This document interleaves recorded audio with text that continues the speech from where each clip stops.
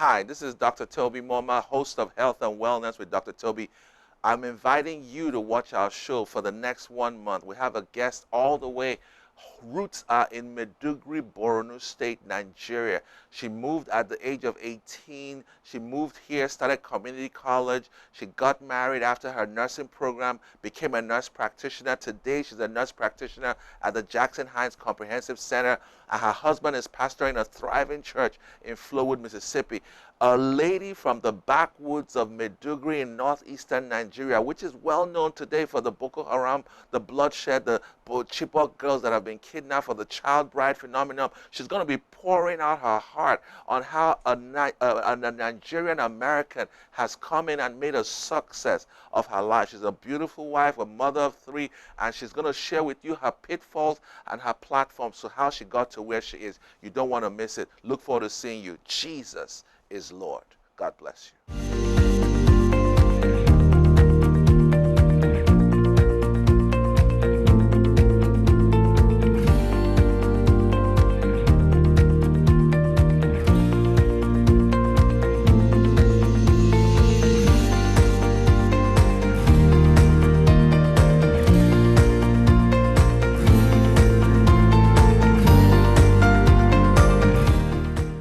Hi, this is Dr. Toby again, inviting you, welcoming you to our show, Health and Wellness with Dr. Toby. Don't touch that dial.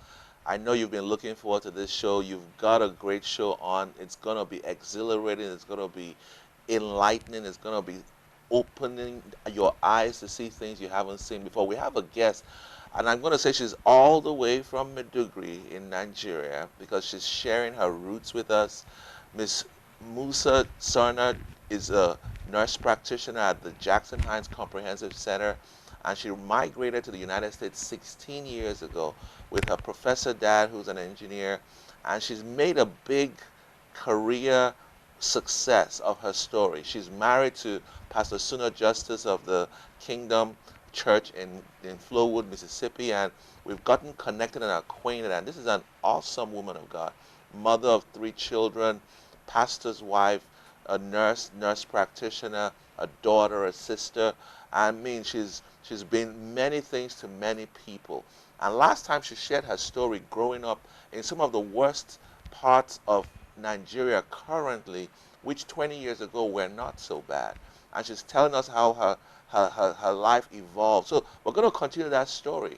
And she's going to share with us her transition from Nigeria to America and how she made a success of her journey, and why you how you too can make a success of your journey.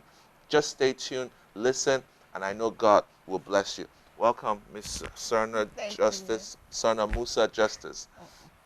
So tell us a bit about this journey 16 years ago. What happened? Your dad was doing his PhD and master's in Texas Tech in Lubbock, is that where it Lubbock, is? Texas. And he said, okay, guys, let's all go. Is that what happened? Or was there some other sides that I don't know about? It's a long journey. My dad has been in America since 1982. So he went to school in Lubbock, Texas, graduated and lived there. But over time, we were born, and he's been trying to get us to come to live in America. He's been trying to file for our papers, and it just never worked for some reason. 2003, that's when we got our green card, and so we came, and me and my sister. But after like a month, she didn't like it, so she went back. What did she like about it? I mean, she was like 12, right? Yeah, she was young. She was like 15, but she didn't want to. She missed her friends. She missed life back home, the food, and everything. She just missed her, and then she missed our mom. Wow. We lived our lives with our mother. She never lived with my dad ever. My mom was pregnant Right. when she went back to Nigeria. So she doesn't know my father. She doesn't. Mm-hmm. My mom was who she knew. So she wanted to go back to stay back home. But as for me, I decided to stay because I knew where I came from.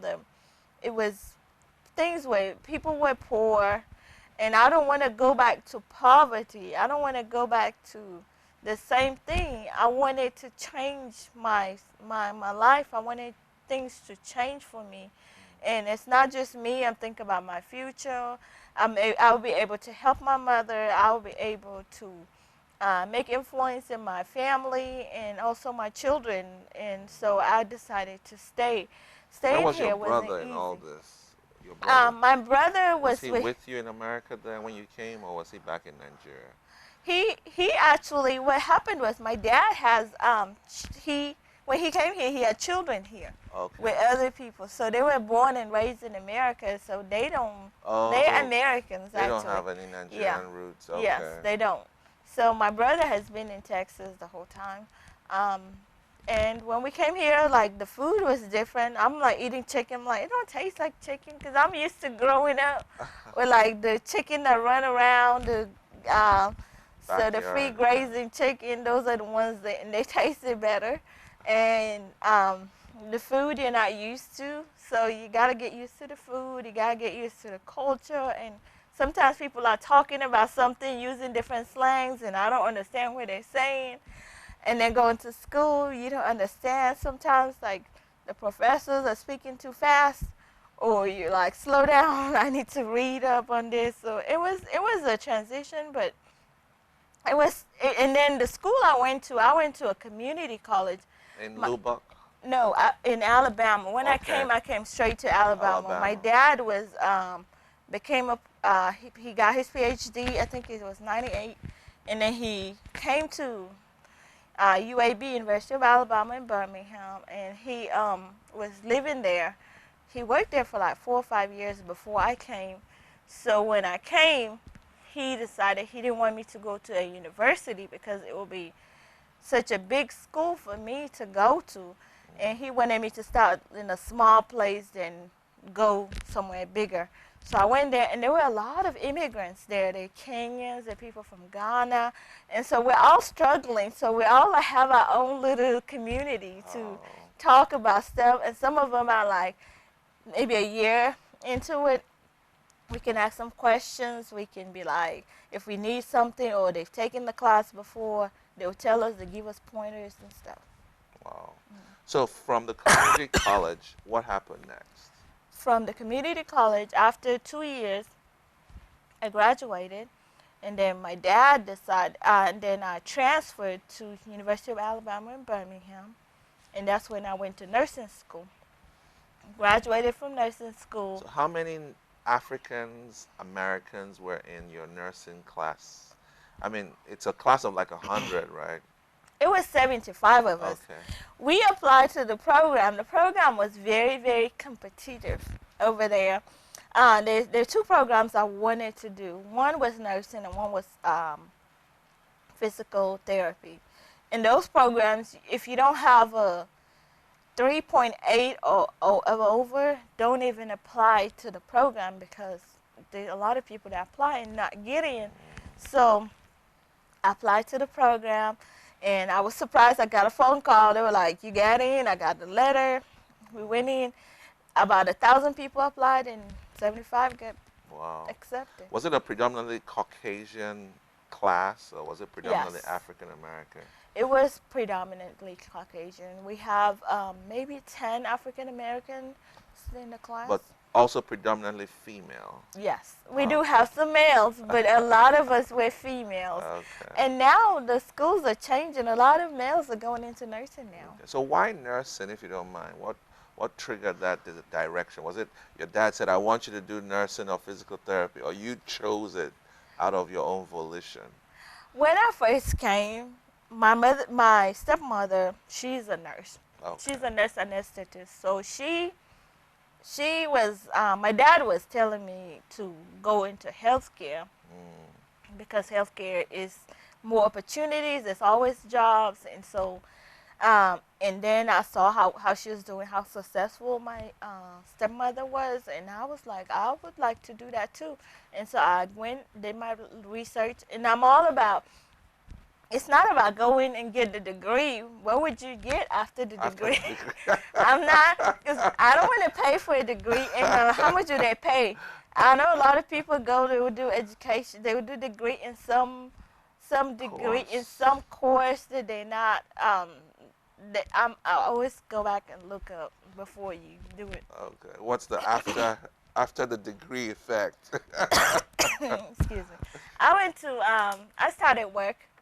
I graduated December like 18 or something, and then I started work January 21st. Wow. Wow. And then everybody got a job in my class. I was the one that got applied late, and I got a job. I Wow. started working with the same school I went to, the University of Mhm. Alabama, Birmingham, and I started with infectious disease and internal medicine, and then I changed to work in oncology. Awesome. Awesome. Wow. Thank you. That's awesome. So there are a lot of young girls watching, and they want to know what it took to get into nursing and what it cost you. A lot of people don't go into nursing because they feel it takes too long, it costs too much. I want to have my children quickly. I want to become a mother quickly. I don't want to wait 3 years to earn my first paycheck when I can walk into Walmart or McDonald's and get $10 an hour. So how do you assure these people that it's worth the wait? It's worth the, I don't know if you took Yeah. loans and paid off and all that. Is it something that it's worth doing, waiting for Yeah, this to happen? definitely. It's worth it. While I was working at Golden Corral actually. I was working 3 days a week. Um, I work Sunday, Friday, Sunday, Friday, Saturday, Sunday. Sunday after church, immediately I'll go. I'm like changing my clothes in the car, and go straight to work. That's what we did it. I work from 10, so I have to go to church early. Excuse me. But I made it, and Mhm. it's not an easy thing. Everything hard doesn't come easy. Just like a gold or a diamond, it went through a process to become what it is, beautiful. You see a diamond and it's like, oh my gosh, it's beautiful. It went through a process. So you have to go through the process to become who you are. I'm like, everybody in the world has 24 hours. They went, you became a doctor, you had the same 24 hours, Mhm. I had the same 24 hours. It's a lot of hard work. You Wow. go sleepless nights, or you don't sleep as long as you want to. And I'm sure you had your own, let me use the word failures. I mean, people Of think, oh, course. you're a success. But Yeah. in the middle of that success story, there were times you had, I wouldn't say upsets, but downfalls. Of Things course. came up that Yes. tripped you up. Maybe you failed courses, Yes. you had to repeat courses. But the key is not giving up, Of course. staying focused, finishing strong, pursuing the dream, holding on to God's word for your manifestation to come. And Yes. I think a lot of people in America quit too early. I Mhm. think a lot of people, the first sign of resistance, they say, I'm not going to do this. If I tell you how many exams I failed Oh on yeah. the path to becoming a medical doctor, Yeah. you will literally feel sorry for me. Yeah. But every time I failed, it was another opportunity to learn something Mhm. and to become a better doctor. Yes. So I learned more the next time I took that exam. I Okay. didn't look at it from the negative point, oh, this is too hard. I Mhm. said, I'm going to read it again. I'm going Mhm. to learn something that I didn't know before, and I'm going to become better when I'm done with it. So I want to encourage our young people, especially high school graduates, don't just settle for working blue collar jobs. I love those blue collar jobs, or working what I call casual work that has no long term benefits. Like she said, what are the after effects of that? Are you going to have a pension? Are you going to have a 401k? Are you going to leave some investments for your children? Is that job going to give you security in your old age? Are you so think about the future, not just about the now. Anybody can buy a aluminum rimmed tire with shock absorbers, but down 40, 50 years from now, are you going to be Yeah. able to afford the life you want to live? I think that's the question we have to ask ourselves. And so you came, you pursued, and you overcame. So University of Alabama is one of the top medical schools, and it's known across the country for its cutting edge technology and healthcare. medical research. So that was an amazing facility to work for. So how long did you work there? About 10 years. Okay. So you got an RN from Yes, there. and work for them.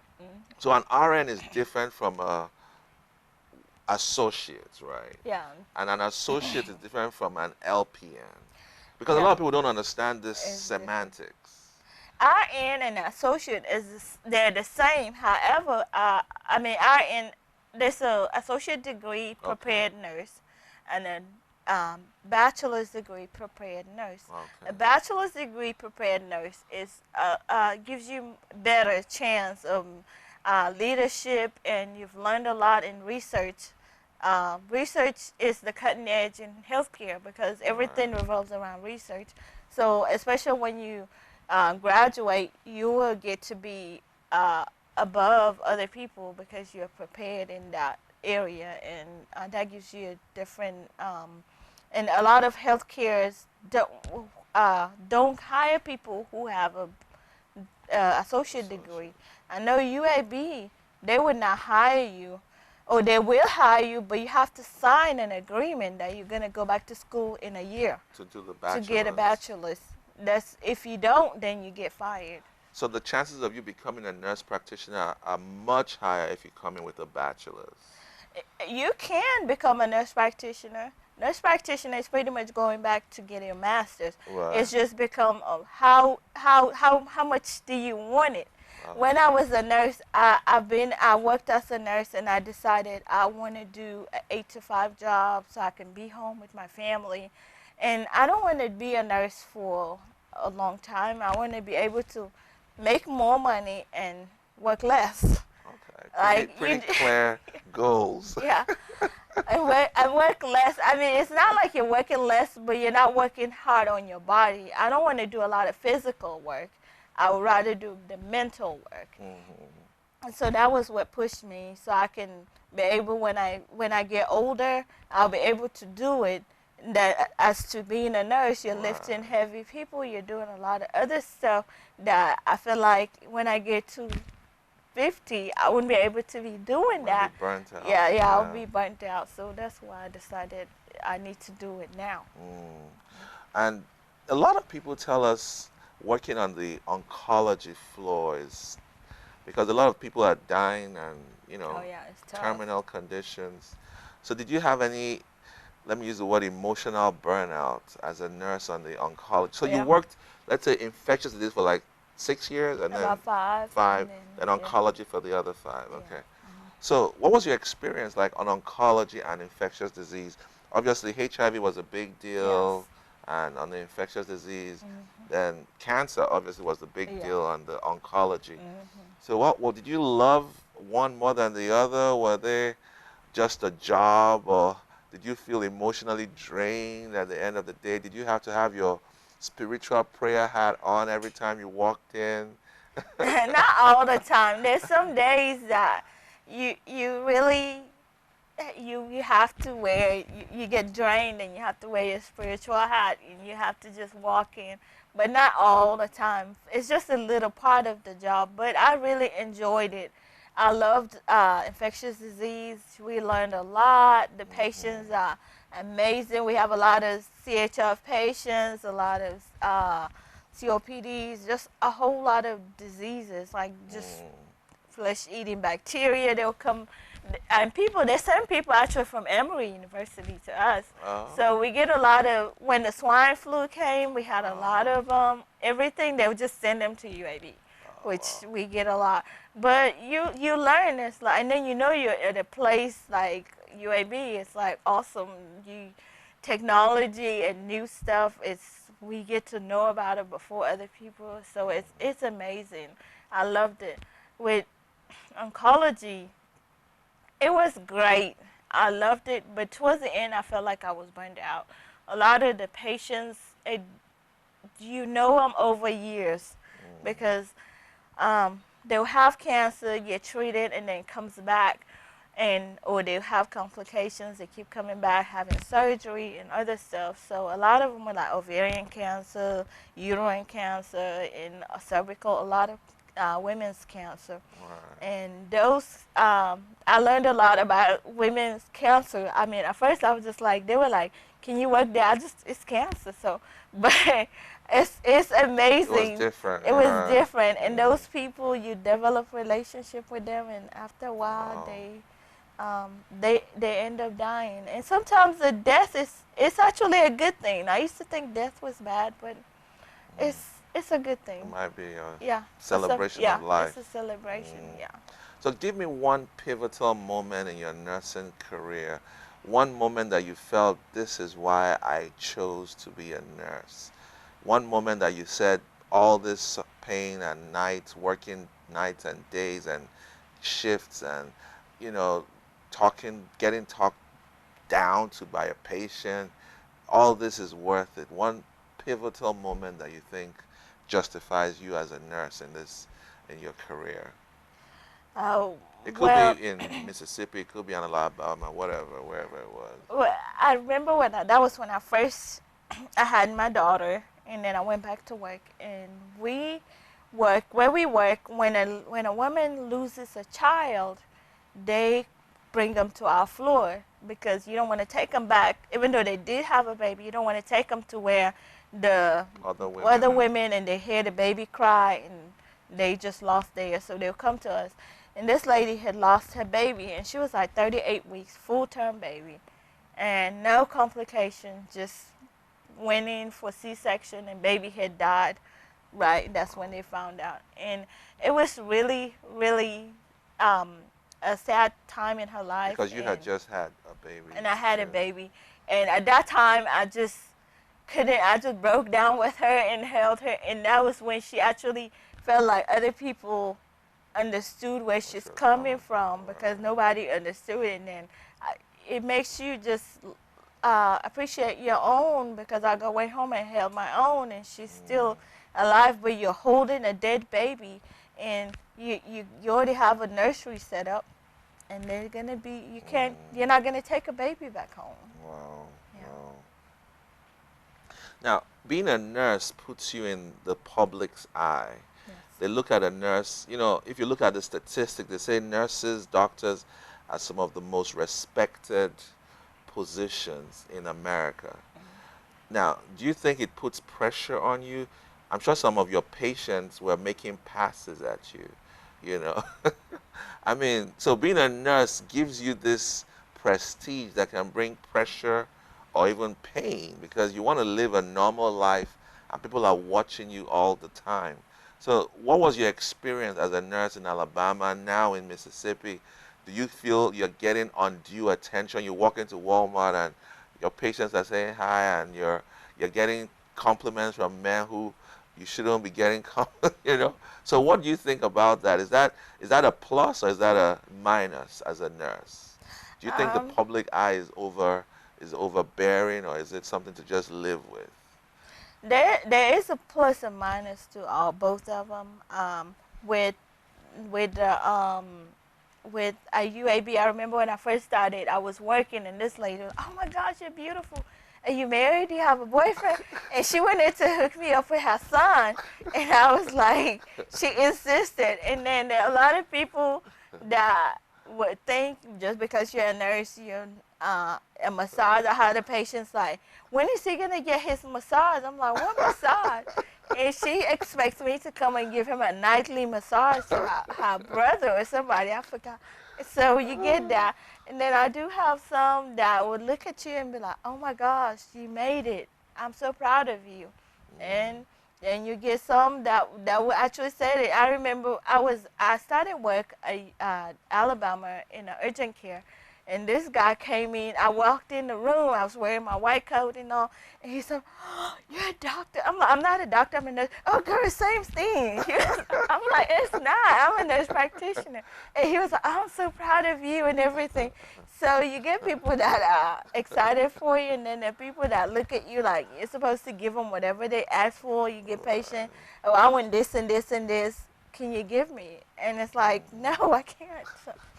So in terms of the pay, in terms of the lifestyle, now you're a nurse practitioner, you're not doing night shifts as much. So do you see, is it worth it for those young girls out there asking, do you think it's worth me taking all this student loans and time off? Looking back, 12 years career, am I correct? Yes. Has it been worth it?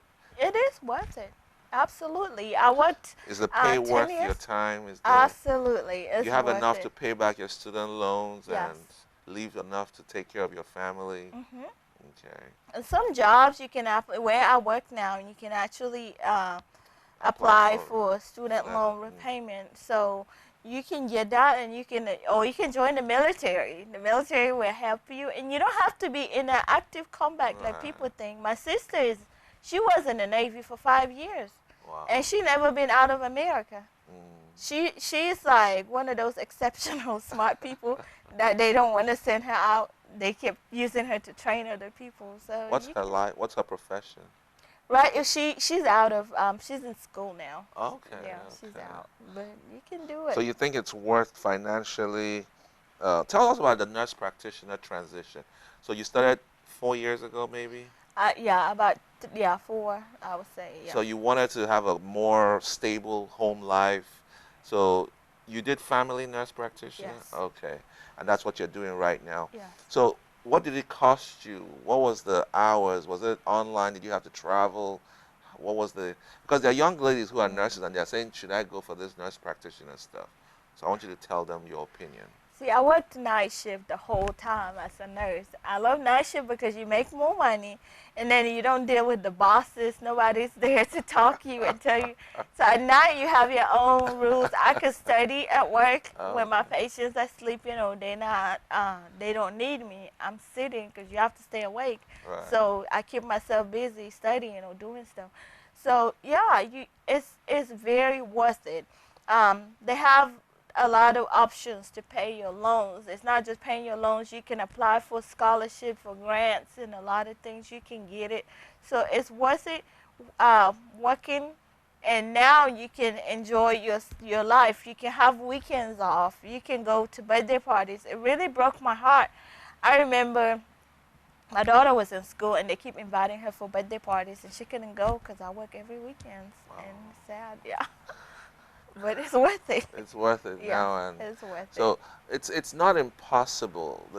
All things are possible to them that believe, and I think our sister Musa Serna is an example of that. She came in, she dug in her heels, she focused, and today she's a family nurse practitioner in one of the largest community health centers, federal qualified health centers in the state of Mississippi.